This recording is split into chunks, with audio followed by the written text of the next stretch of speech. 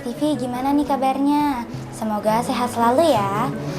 Hari ini kembali lagi dengan Ana, Zizi di dalam acara Ramadanku, Ramadan bersama Kuhas. Hari ini Ana dengan Abah akan memperbincangkan masalah seputar Ramadan. Assalamualaikum Abah. Waalaikumsalam warahmatullahi wabarakatuh Ananda. Apa kabarnya Abah? Alhamdulillah, Zizi, Abah sehat, alhamdulillah. Terima kasih Abah telah menemani Ana dalam acara Ramadanku ini. Ya, Ananda Zizi. Hari ini Abah, Ana ada pertanyaan nih Abah. Silakan Ananda.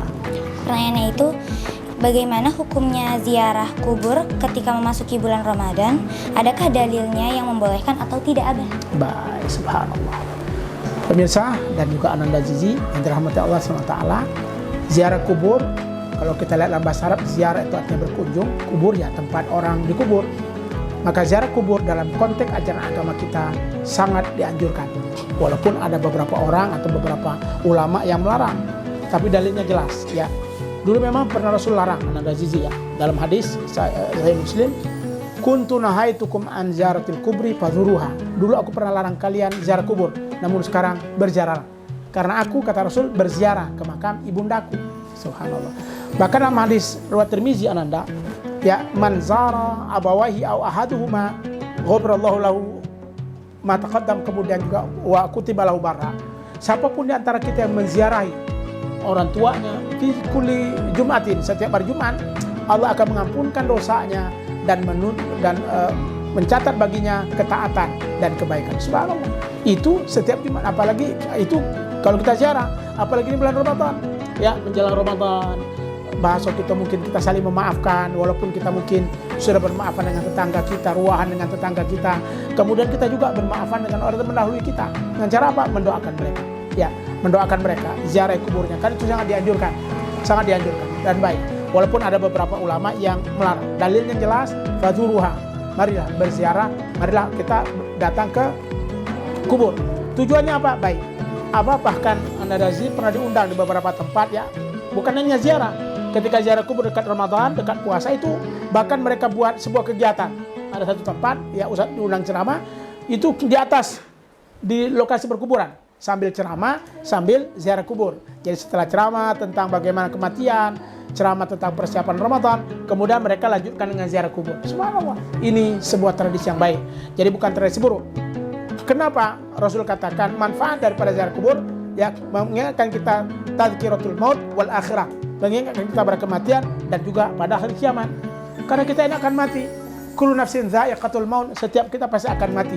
Ya, kalau sudah jaa ajalum la yastakhiruna sa'atan wa la yastaqdimun. Bila ajal sudah tiba, tidak ada orang yang mampu untuk memundurkan atau tidak ada orang yang mampu untuk memajukan. Maka ketika kita melihat orang meninggal, ketika ziarah kubur, kita merasa bahwa kita pun akan sama dengan mereka. Kita juga akan dikubur sama dengan mereka. Tinggal kita yang bersiap atau tidak.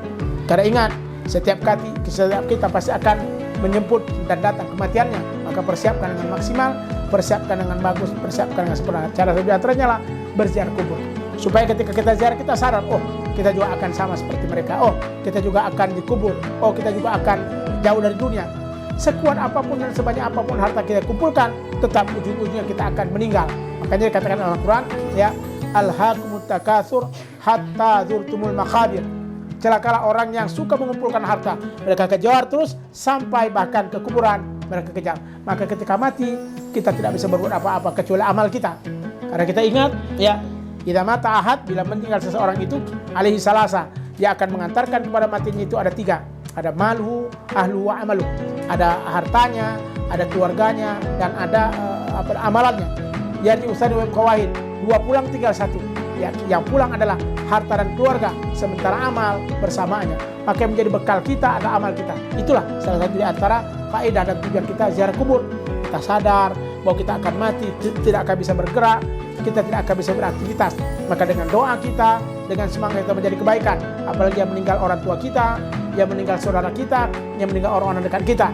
Dengan itu akan silaturah, akan menyambung guru kita kepada mereka, sehingga kita mendoakan mereka. Mereka pun juga memberikan kebaikan atas perbuatan yang kita lakukan, insya Allah. Jadi ziarah kubur sangat baik, apalagi jelang Ramadan. Kalau hadis Rasul yang Abah baca tadi, ya, itu fi kulli Jumatin, setiap Jumat.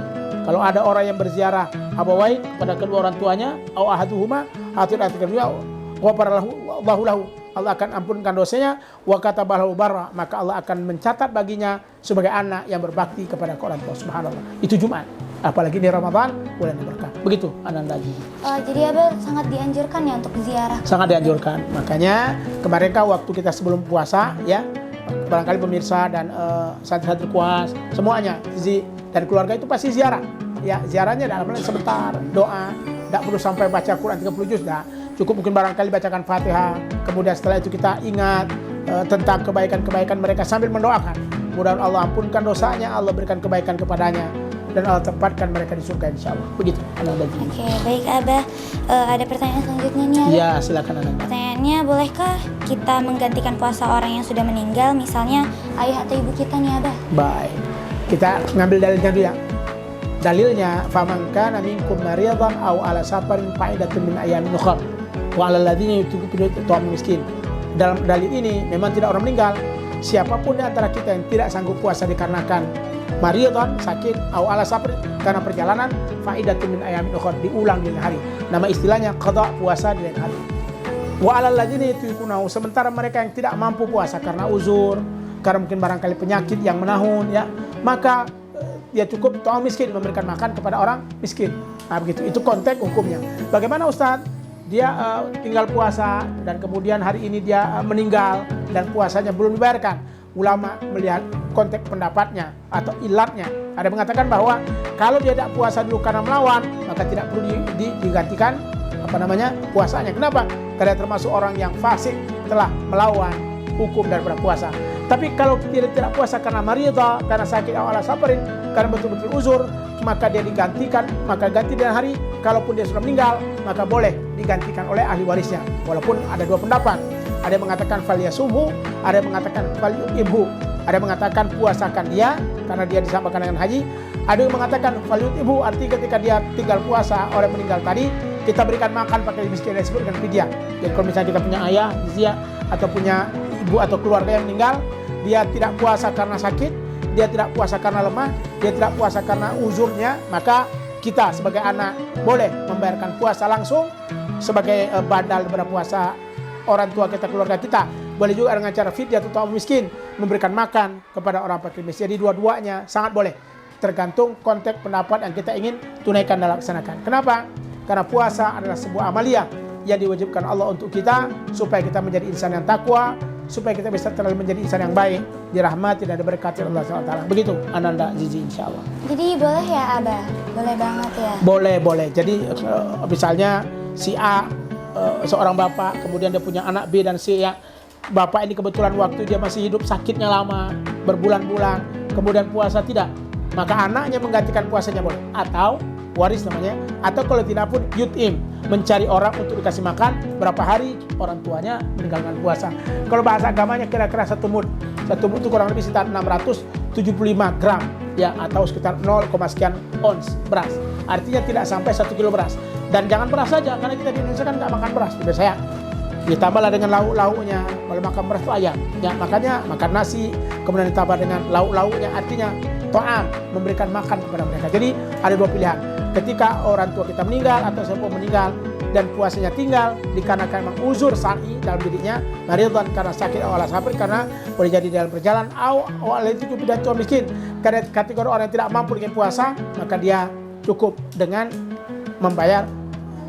dibayarkan puasanya oleh ahli keluarganya atau dibayarkan fidyah oleh ahli keluarganya. Wallahu a'lam bishawab. Begitu Ananda. Baik Abah. Terima kasih Abah. Sama-sama Ananda. Itu sangat bermanfaat bagi pemirsa sahabat Kelas TV, terutama untuk Ana sendiri. Ya. Demikianlah perbincangan Ana dengan Abah untuk episode kali ini. Jangan lupa like, comment, share, dan subscribe. Ana Zizi pamit. Assalamualaikum warahmatullahi wabarakatuh. Waalaikumsalam warahmatullahi wabarakatuh.